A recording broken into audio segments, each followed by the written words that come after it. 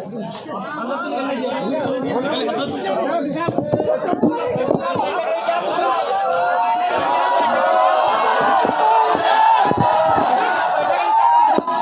Hindustan gadget में आप सबका स्वागत है। मैं हूं आपके साथ नदीम। दोस्तों को बता दें, इस वक्त हम दारुल उलूम नदवतुल उलमा मौजूद हैं, जहां मुस्लिम पर्सनल बोर्ड की मीटिंग चल रही है। तमाम जो मुस्लिम दुनिया के बड़े लीडरान हैं, असदुद्दीन ओवैसी, जमीयत उलमा हिंद के जनरल सेक्रेटरी मौलाना महमूद मदनी, मौलाना अरशद मदनी, जो टॉप लीडरशिप है वो इस दारुल उलूम नदवतुल उलमा मौजूद है।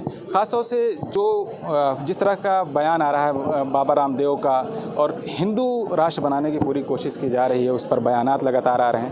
उसके खिलाफ एक बैठक यहाँ है। और ये बात जो 2024 का इलेक्शन आ रहा है, इलेक्शन में क्या होगा, क्या 2024 को लेकर कोई रणनीति यहाँ बनेगी या नहीं बनेगी।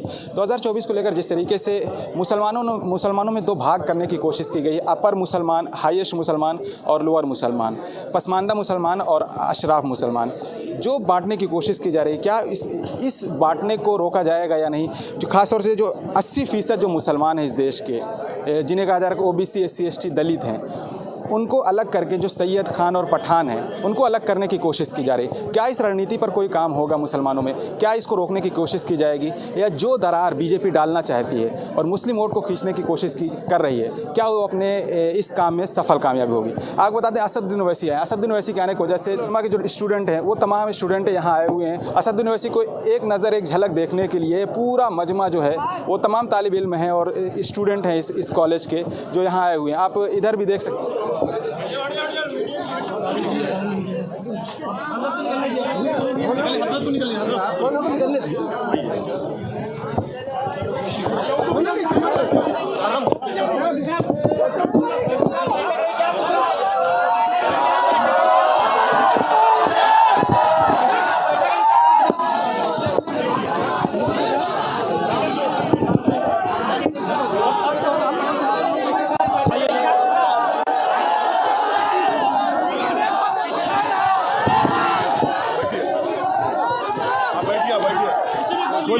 खोले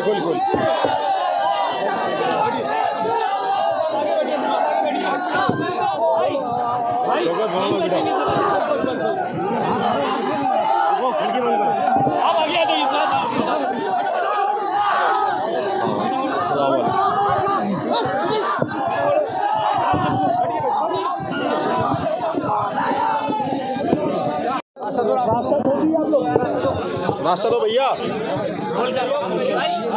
बाबा रामदेव के बयान को कैसे देखते हैं आप? आज बैठक में क्या रहा? आज बैठक में क्या आज बैठक में क्या मतलब नहीं, यही तो मतलब है, बोलेंगे नहीं। बाबा रामदेव रास्ता दे दो, जाने दो। यूनिवर्सिटी की एक झलक पाने के लिए तमाम लोग यहाँ जमा हुए हैं।